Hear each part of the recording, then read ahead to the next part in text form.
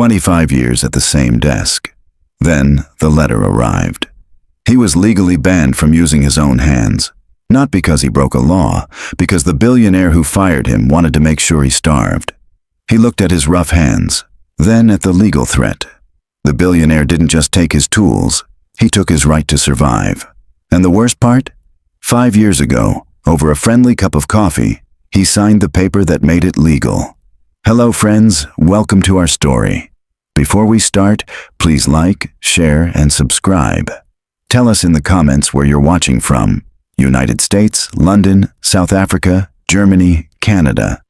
Let us know. Now, back to the story, but before we go any further, think about someone in your life who does the real work while someone else takes the credit. Someone who stayed loyal for years and got nothing for it. This story is for them. If that person exists in your world, share this with them. They need to hear what happens next. Now let me tell you about Elias. Elias Mensah was the kind of man who, when a watch stopped working, would hold it up to his ear first, not to listen for anything in particular, just because he felt the watch deserved to be listened to before it was taken apart. His wife used to laugh at him for it. She passed 11 years ago. He still did it anyway. He worked in the basement of a building on Merchant Street, not the fancy showroom upstairs where the chandeliers hung and the carpet was the color of cream. The basement. Concrete floor, one window near the ceiling that showed him nothing but ankles and pigeons, a bare bulb on a long cord that he had taped slightly to the left so it fell directly on his workbench. He had worked in that basement for 25 years. He knew exactly which of the 3 steps coming down was the one that groaned. He knew that on cold mornings the iron door stuck and you had to push it with your shoulder on the left side, not the right. He knew that the wall near the back sweated in August, and he had to put a rag under the corner of his green mat, or the mat would curl up and he'd catch his elbow on the edge and lose a gear. 25 years of knowing a place that deeply. It doesn't make the place yours. Elias would learn that later. He was 61 years old and he looked it. Not in a bad way. In the way a good piece of furniture looks its age. His hands were rough and dark, and permanently stained a little around the knuckles from a particular solvent he used for cleaning brass parts. He wore the same style of brown apron every day, tied in a double knot at the back, and the front of it always had a small smear of oil near the left pocket before noon. He wore a jeweler's glass over his right eye for most of the day. It had left a permanent red ring pressed into the skin around that eye, like a brand. His granddaughter, who was 7, used to press her small finger into the ring when he visited on Sundays. She called it his secret circle. He let her. Now I want you to picture what this man actually did down there all day, because it matters. Picture the smallest gear you have ever seen. Not a small gear, the smallest. A gear the size of a grain of coarse sand, with teeth on it that you could only count under magnification. Elias spent his days placing those gears. With tweezers, he had filed himself to the exact thinness he needed. Not tweezers he bought, tweezers he shaped. He would lower a gear into position, and he would wait, completely still, for the teeth on one gear to find the teeth on the other. You cannot force that. You cannot hurry it. The teeth either catch or they don't, and if you push before they're ready, you split them and you've ruined a part that costs $400. And takes 6 weeks to source from a man in Switzerland who only answers emails on Wednesdays. So Elias waited. That was most of his job, knowing how to hold still and wait for the right moment without flinching. The watch would tick, and Elias would exhale. And he would wipe his hands on the old blue cloth that had been washed so many times it was more gray than blue. And he would set the tweezers down in their exact place on the green mat. And he would sit back in his chair, the same chair, 25 years. The wood had shaped itself around him like it knew him.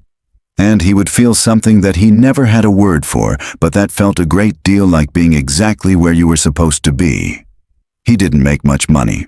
He had a small apartment 20 minutes away by bus, and he ate simple food, and he wore simple clothes, and he didn't need things. What he needed was the basement and the workbench and the little heartbeat of a fixed watch, telling him that something broken had been made right again. One more thing about Elias. He believed in a man named Julian. He had believed in him for 25 years. That belief was the most expensive thing he owned. He just didn't know the price yet. Julian Hess did not fix watches. I want to be very clear about that. Julian Hess could not tell you the difference between a mainspring and a hairspring. But Julian Hess could walk into a room full of millionaires and make them feel like they were being let into a secret. And he could hold a watch up to the light in a way that made it look like he understood it. And he could smile at a camera with the exact right amount of humble confidence. And because of all that, his name was on the door and his face was on television, and people who could not name a single part of a clock mechanism would spend $80,000 on a watch because Julian Hess had touched it. The company was called Hess & Sons. There were no sons. There was Julian and there was Elias in the basement. And there were a few other people upstairs who handled the money and the marketing. But the watches, the actual fixing of the watches, the chemistry, the formulas, the decades of learned patience, that was Elias. All of it was Elias. Julian collected the credit the way some men collect rent, effortlessly, without gratitude, as though it were simply his due. On the day everything changed, Julian came downstairs. Elias heard the iron door. He always heard it before he saw it. And he knew the sound of Julian's shoes on the concrete, a sharp, impatient click, like someone tapping a desk. Julian wore shoes that cost more than Elias's monthly rent, and they sounded like it. Elias looked down at his workbench. He moved his elbows in slightly. He made himself smaller. This was not a conscious decision. His body had learned to do it over 25 years. When Julian entered a room, Elias contracted, and he had been doing it for so long he no longer noticed. Julian stood in the middle of the basement and told Elias to come upstairs. He said it the way you say it to someone when you've already decided what's going to happen next, and the only remaining formality is informing them. Then he turned and went back up the stairs, and the iron door slammed shut. Elias sat for a moment in the quiet. He poured hot water into his chipped mug, the one with the faded print of a sailboat on it, a mug he had brought from home years ago and never took back. It was Tuesday. He always drank plain tea at 4 on Tuesdays. It was 4 o'clock. He wiped down his tools and laid them in their row on the green mat. He looked at his workbench. The tools. The mat. The bare bulb taped slightly left. The stair that groaned on the way down. All of it so familiar that he did not have to think about it. The ground under his feet was as solid as anything he had ever stood on. He stood up. He smoothed his apron. He walked to the iron door. He thought he would be back in 15 minutes. The main office was cold enough to make Elias's fingers feel stiff the moment he walked in. It smelled like the lemon polish they used on the oak furniture, and underneath that, something else. The particular tension of a room full of lawyers and men who have already agreed on something. 2 men in identical gray suits sat on the white couch near the window. They had the look of people who had been in this room before and knew how it ended. They didn't look up when Elias came in. Julian stood behind his desk. His hands were flat on the surface. He was smiling. It was the smile Elias knew. Not the warm one Julian used for television, not the charming one he used for clients. The tight one. The one he used when a deal had closed and he had gotten everything he wanted. Julian told him. He had sold the company. A major corporate acquisition. The new owners were taking everything, the brand, the inventory, the contracts, everything. Elias nodded slowly. He said quietly, what would his role be? In the basement, under the new owners. Julian's smile stayed, but his eyes went flat. There was no role. The basement was closing. Elias was being let go. Effective immediately. Security would assist him in collecting his personal belongings. Elias stood on the thick carpet and did not move. The cold of the room went through his apron and into his chest. He looked down at his hands. They rested at his sides, rough and stained and perfectly still, just as they always were. He asked about his severance. He asked carefully, the way you ask about something you are afraid to hear the answer to, about the pension. The one Julian had mentioned over a handshake 10 years ago. The informal arrangement. the understanding between two men who had worked together for a long time. Julian reached into his jacket. He pulled out a single piece of paper. A check was paper-clipped to the corner. He slid it across the desk. 3 months of salary for 25 years of work. No pension, no negotiation. That was the number. Elias looked at the check. He felt the air go out of him, not fast, not dramatically, but slowly and steadily. The way air leaves a room when someone opens a window in winter. The panic that replaced it was quiet and cold and very specific. It was the panic of a man who has just realized that the door behind him is already locked, and he didn't hear it close because he was busy trusting the person who closed it. Elias's eyes moved down the page. Below the check, in a block of dense legal text, the letter referenced an older document, a contract, a non-compete clause. Elias stood at the desk and read the paragraph 3 times. He remembered the contract. He remembered signing it. 5 years ago, not in a lawyer's office, not with any ceremony. Julian had come downstairs one morning, which he almost never did without a reason, carrying 2 paper cups of expensive coffee. Real coffee, not the instant kind Elias kept in the basement. Julian was warm that morning. Easy. He set 1 cup on the corner of the workbench and said something like, "You know I appreciate everything you do." And he meant it to sound true. And Elias received it as true, because Elias was a man who wanted to believe in people. Julian had a single sheet of paper. He said it was a routine HR update, standard contract renewal. All the long-term staff were signing them. He pointed to where Elias should put his name, and Elias asked if he should read it first, and Julian said, "Of course, take your time." And then Julian began talking, not about the contract, but about a new client, an interesting piece coming in, something about an 1890s French pocket watch. And Elias listened, because Elias loved hearing about interesting pieces, and his eyes went to the paper twice, and then he signed it. The coffee was warm. Julian was friendly. The morning was ordinary. Julian planned the exit from the company on the same morning he carried that coffee down the stairs. He knew, when he handed Elias the cup, that he was going to sell the firm eventually, and he knew that when he did, he needed to make sure Elias couldn't simply walk across the street and keep working. So Julian bought the rights to Elias's hands 5 years before he needed them. While Elias was distracted by interesting conversation and warm coffee, and the comfortable feeling of being appreciated. The cage had been built before Elias knew he was inside one. Elias turned around and walked out of the cold office. He went back down to the basement to collect his things. He moved to his workbench.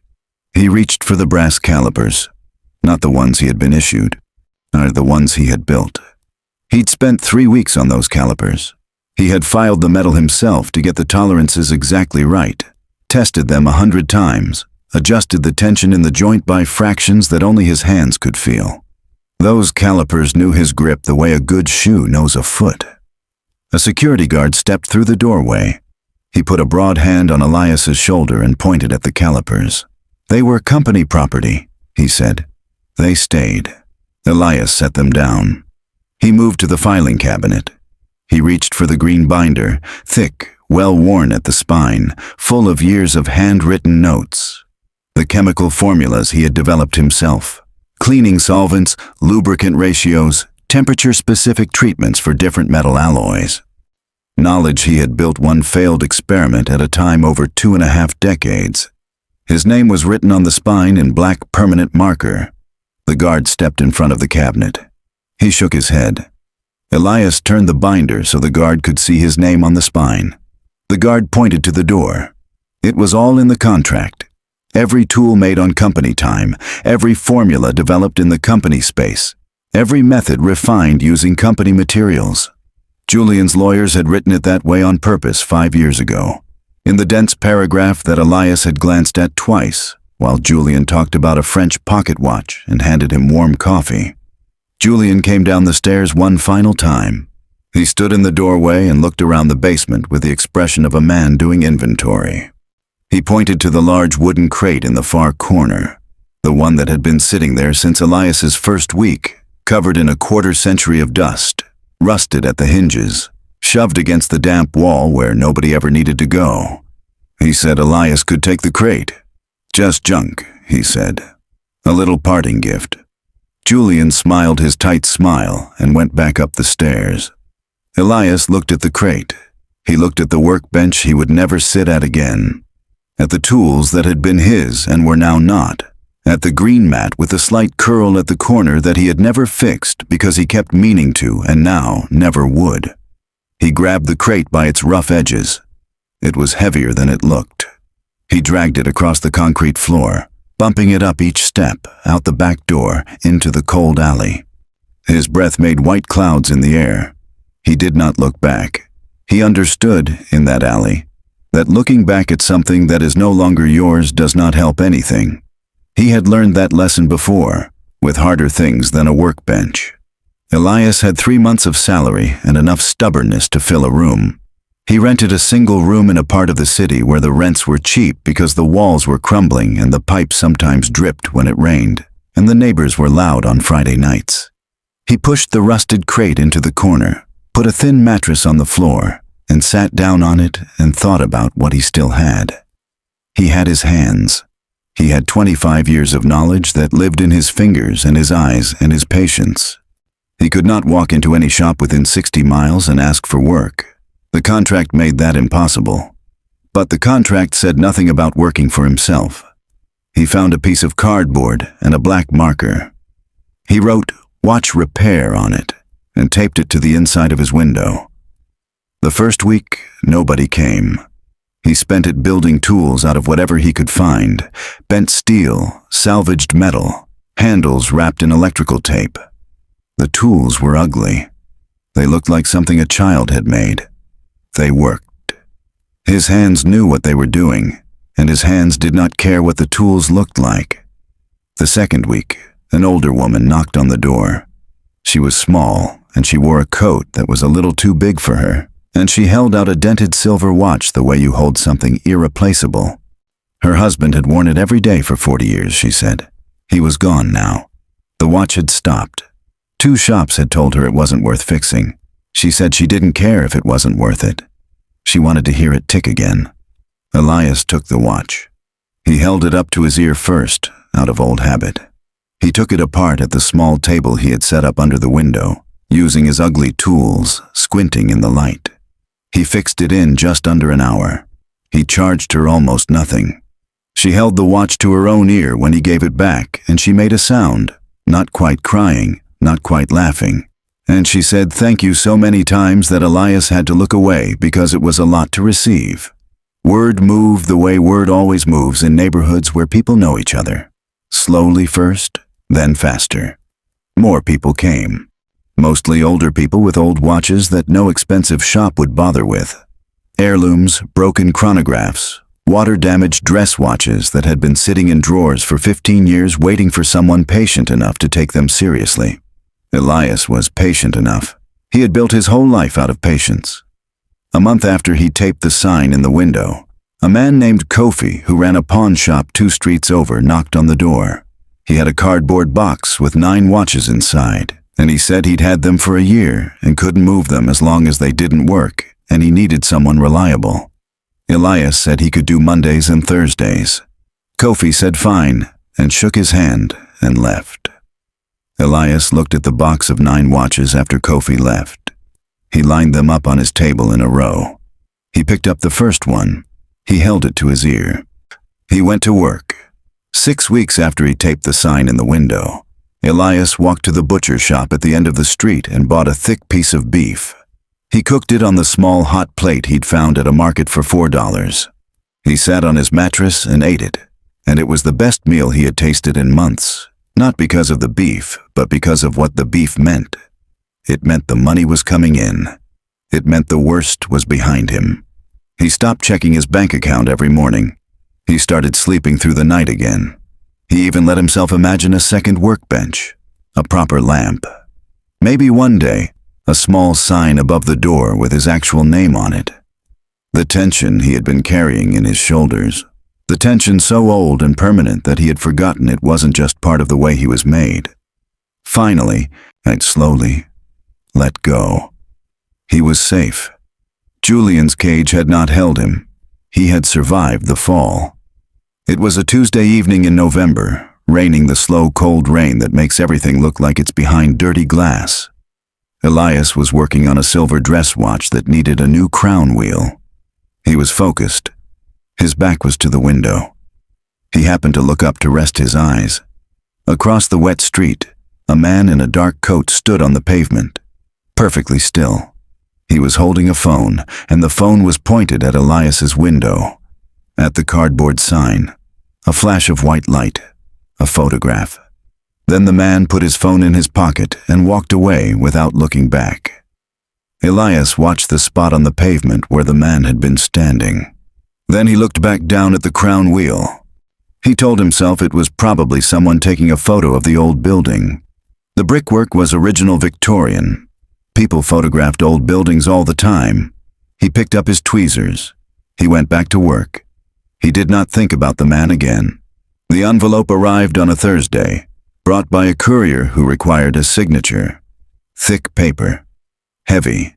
The kind of envelope that costs money and is meant to feel like authority in your hands. Elias opened it at his workbench. Cease and desist. He read it once. Then he went back to the beginning and read it again very slowly. The way you read something when part of your mind is hoping that if you go carefully enough, you will find the part where it doesn't mean what you think it means. There was no such part. The non-compete clause covered exactly what Elias was doing: watchmaking and watch repair, horology. Within 60 miles of the city, for 3 years following his termination. The tools he had built from scrap metal used mechanical principles covered by methods Julian had patented during the years Elias developed them in the basement. The fact that Elias had developed them first was, the letter made clear, legally irrelevant. Julian's lawyers had frozen his bank account, pending damages assessment. The months of careful earnings from Kofi's pawn shop, the careful savings, the money that represented eating properly and sleeping through the night and imagining a second workbench, frozen. He could not touch it. Not while the legal process played out. The pawn shop contract was now void. The cardboard sign was now illegal. And Elias understood, reading the letter at his workbench on a Thursday afternoon. It's something he had not understood before. Julian had not simply fired him and moved on. Julian had followed him. Had sent someone to photograph the sign, had waited, with patience, Elias would not have credited him with, for Elias to build something small and fragile and worth taking. And then, he had taken it. Julian did not need the money from this action. Julian had just signed a government contract worth more than Elias would earn in 10 lifetimes. Julian did this because he had the power to do it, because doing it cost him nothing. Because somewhere in the 30 years Elias had believed in this man, Julian had decided that the only relationship he understood was one where he owned and someone else was owned. And Elias was not in a cage anymore. He was simply in a smaller cage. Elias sat on the edge of the thin mattress. He sat there for a long time. The room was cold. Water dripped from a pipe in the corner. Not a dramatic drip. A slow, regular drip that had been happening since October and that he had been meaning to ask the landlord about.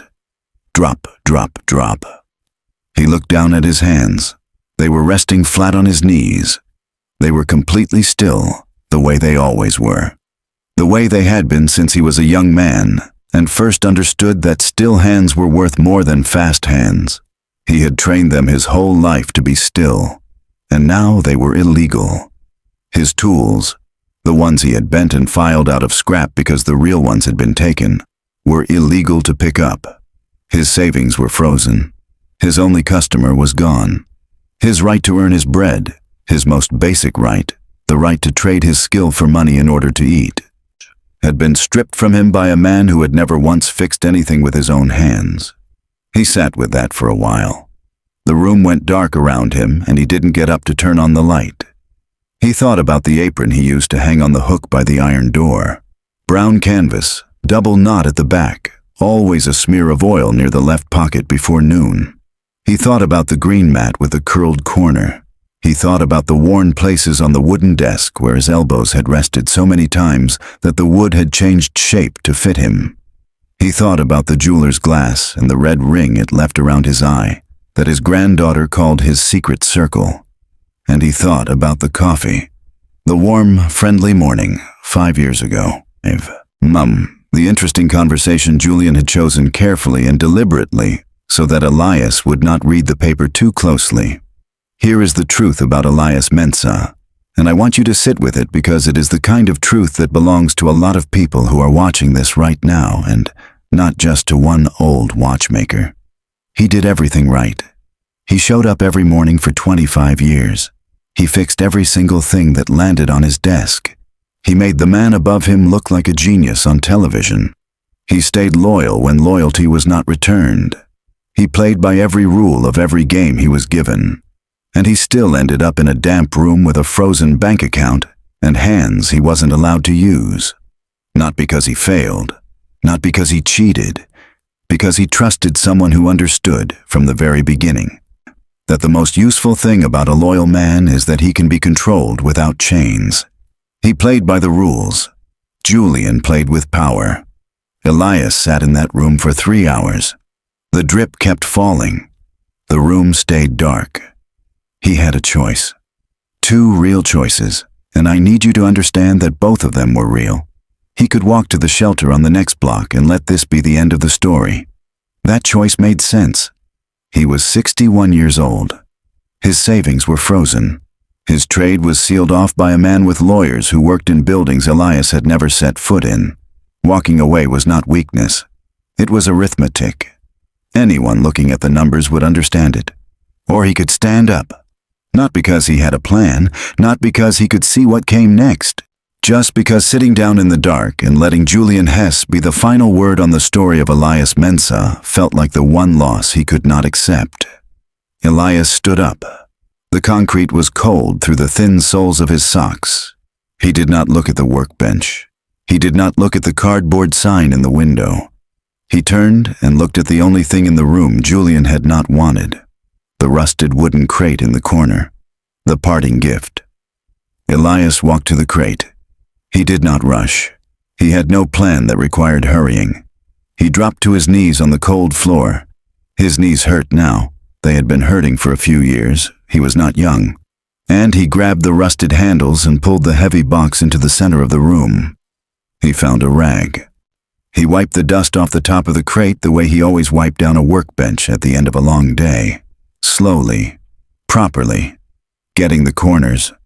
Not because anyone was watching, just because that was how you treated a surface before you worked on it. That was what you did. It was the first choice he had made in 3 hours that belonged entirely to him. Not to the lawsuit, not to the frozen account, not to the letter on the workbench. Just his hands, doing the thing they knew how to do, out of habit and care, in a dark room, for no audience whatsoever. He found the iron latch, rusted completely shut. He picked up a heavy wrench from the floor and brought it down on the latch twice. The rust broke. The latch opened. There were no clock parts inside, no gears, no springs, nothing Julian would have recognized or wanted. There were papers, thick, yellowed, folded in quarters the way you fold something you intend to keep but have no good place for. And beneath the papers, cushioned in old cloth, a row of heavy glass lenses in a wooden rack, each one the size of a small jar lid, clear and cold and catching the light from the bulb in the ceiling. Elias lifted out the papers. He unfolded them carefully on the mattress, smoothing the creases with the flat of his hand. They were his grandfather's. His grandfather, Samuel, had been a sailor out of the ports of Takoradi, a man who had spent 30 years on the water and who had, in his later years, become obsessed with a problem that nobody else seemed to care about anymore.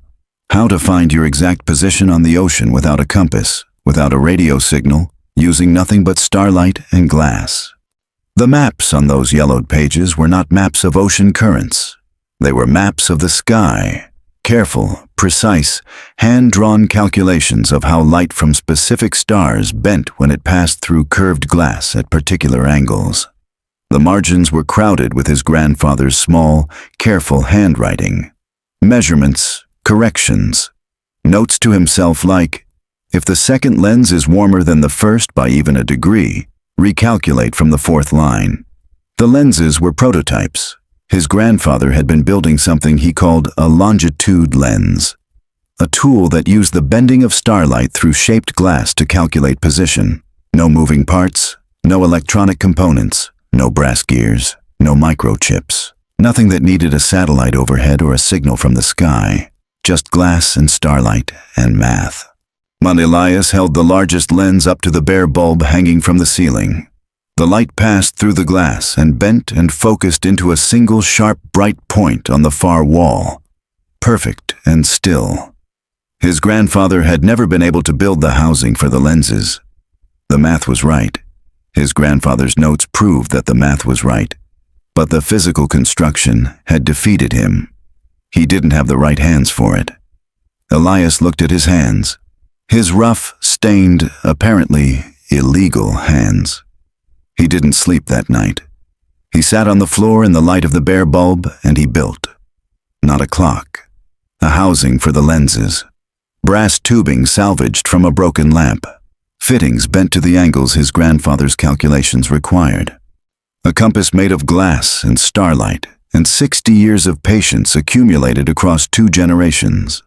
The patent laws that locked Elias out of the world of clocks and gears did not reach into a hand-drawn notebook from 1944. Julian had purchased the rights to the spinning gears. He had not purchased the rights to the stars. 2 weeks later, Elias sat in a bright conference room across from a woman named Sarah Okafor, who ran a technology company that built navigation equipment for government ocean drones. She was 38 years old, and she had the look of someone who had been losing sleep for months. Her drones were failing in the field. The GPS systems that guided them were being jammed by foreign signal interference. And she had run through 4 different engineering teams and spent a great deal of money, and the drones were still failing. Elias set his grandfather's device on the table between them. He explained it the way his grandfather had written it in the margins. Purely analog. Starlight through curved glass. No signal to jam. No chip to hack. No software to fail. Sarah was quiet for a long time. She looked at the test data Elias had spent 2 weeks gathering on the rooftop of his building on cold, clear nights with a notebook and a flashlight.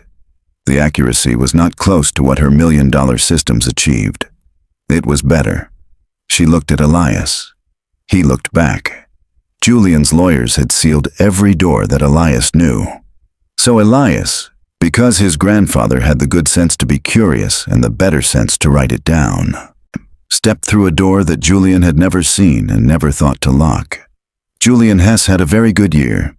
He stood on a stage in a new charcoal suit under the kind of bright lights that television people arrange specifically to make a person look like they belong somewhere important. Behind him, a screen the size of a wall showed the logo of his company next to the seal of the government.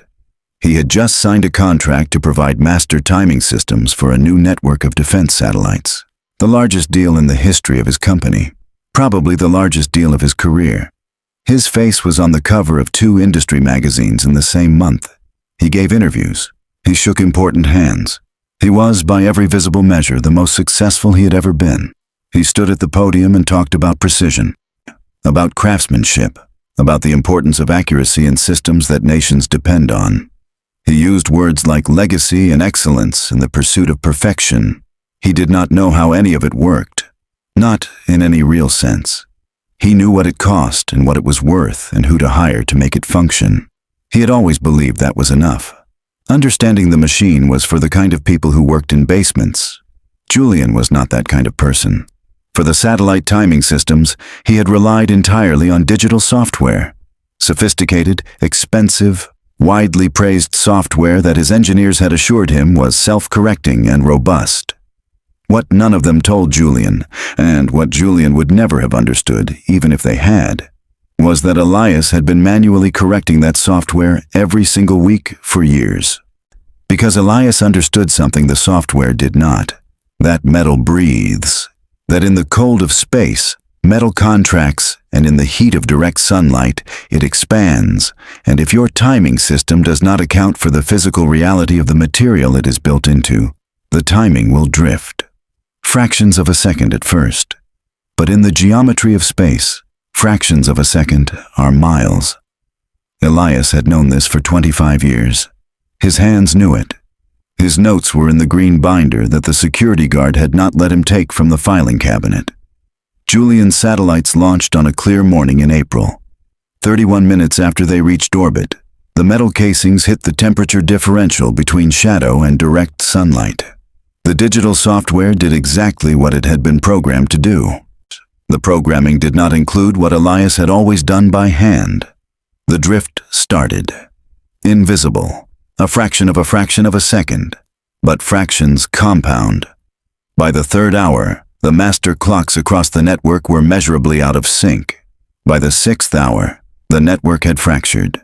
3 satellites, the most expensive 3, the ones carrying the most critical systems, fell out of operational range and could not be recovered. The government lost 3 of its most expensive pieces of equipment in a single afternoon. Julian stood in his office that evening with his tie pulled loose and his jacket thrown over a chair, and sweat on his face that he kept wiping away with the back of his hand. The phones on his desk blinked red in a row like an accusation. His engineers came in and out. His lawyers called. His press people called. He kept saying, "Fix it. Just fix it. What am I paying all of you for? Fix it." The lead engineer, a quiet man named David, who had worked for Julian for 4 years and who had learned, as all of Julian's employees learned, not to say difficult things too directly, finally sat down across from Julian and looked at him with the kind of eyes that carry bad news that has already happened. He said the software was doing what it was told. The problem was the metal. The physical properties of the metal casings in the temperature differential of low orbit. The only person who had ever fully understood that problem, who had worked out the manual corrections and built them into the maintenance cycle, was the man Julian had fired and then sued. Julian stared at him for a long time. Then Julian picked up his phone and called his lawyers, because calling his lawyers was the only response Julian knew for any problem. The government did not call lawyers. The government filed a federal lawsuit for gross negligence. Public, comprehensive. Naming Julian personally, not just the company. The amount they were seeking in damages was a number that Julian, who understood numbers very well, stared at for a long time in silence. Elias was sitting in Sarah's laboratory on a bright afternoon when the news came. The laboratory had glass walls and the sun was warm through them, and there were 3 of his grandfather's devices in various stages of assembly on the table in front of him. He had a soft polishing cloth in his hands. Sarah came in and turned on the small television mounted in the corner. The footage showed Julian coming down the steps of the federal courthouse. He was moving fast, the way people move when they want to look like they are in control of where they are going, even though they are not. He was surrounded by reporters and cameras. His suit was the right suit. Julian always had the right suit. But something about the way he was wearing it had changed. It was the posture. His posture had collapsed inward. The text at the bottom of the screen listed what had been seized. The estates, the cars, the accounts. The company had filed for bankruptcy the previous evening. The brand was finished. Elias looked at the television. He picked up the polishing cloth and picked up a lens from the table. He found a small smudge on the glass and he removed it carefully, the way you remove something from glass. Slowly, in small circles, not pressing too hard. He reached out and turned the television off. The room was quiet. The sun was still warm through the glass walls. Julian Hess ended up in a rented room. One room, like the one Elias had spent that winter in. Thin mattress, peeling walls, the smell of stale air that a room gets when it is not loved by the person in it. He sat on the edge of the bed one evening and looked through the dirty window across the street at a stone clock tower. It was an old tower, Victorian. The same kind of solid civic architecture that had been built in this city when people believed in permanence. The large clock face was visible from where Julian sat. The minute hand was frozen. Had been frozen since before Julian moved in. stuck at 7 minutes to the hour, wrong twice a day, are ignored by everyone who walked past it, because it had been wrong for so long it had stopped being noticed. Julian looked at the clock for a long time. He thought about all the watches he had held up to the light for cameras over the years, all the words he had used, precision, craftsmanship, the pursuit of perfection. He did not know how to fix a clock. He had never known. He realized, sitting in the quiet of the cheap room with the peeling walls, that he had never needed to know, because there had always been a man in a basement who knew, and Julian had simply owned that man the way you own a tool without understanding how it was made. And now he owned nothing. Not a watch, not a company, not a man in a basement, not the simple basic ability to look at a broken thing and know how to make it right. He stared at the frozen minute hand. He did not know where to begin. Nobody sent Elias a letter asking if he was available. Nobody asked him to submit a proposal or attend a preliminary meeting or jump through any of the ordinary hoops that ordinary contracts require you to jump through. A heavy, dark government vehicle parked outside his building on a Tuesday morning. 2 military officers in full uniform got out. They walked to his door through the rain. They stood on the wet front step and waited. When Elias opened the door, they did not hand him paperwork or business cards. They introduced themselves and they waited again, patiently, the way you wait for someone whose time you understand is valuable. They needed him, not someone like him. Him. Elias moved out of the basement room in January. He bought a workshop. Not a showroom, not a building with his name over the door in gold letters. A workshop, a proper one, 2 floors up, with wide floorboards and 3 large windows on the south wall that let the morning light come in flat and even across the workbenches. He chose the space specifically for those windows. Natural light, falling at that angle in the morning. His grandfather had always said that a man who works with his hands should work in good light. He hired 3 apprentices. Young people, all of them. Each one recommended by someone he had met through Sarah's network. He interviewed them himself. He did not ask them about their credentials. He asked them to show him how they held a small tool under magnification. You can tell a great deal about a person from how they hold a small tool under magnification, whether they rush it, whether they breathe. He was patient with them in a way nobody had ever been patient with him. When one of them, the youngest, a young man named Kwame, began to rush a placement one afternoon, Elias didn't say anything. He just put a gentle hand on Kwame's shoulder. He waited. He didn't explain what he was waiting for.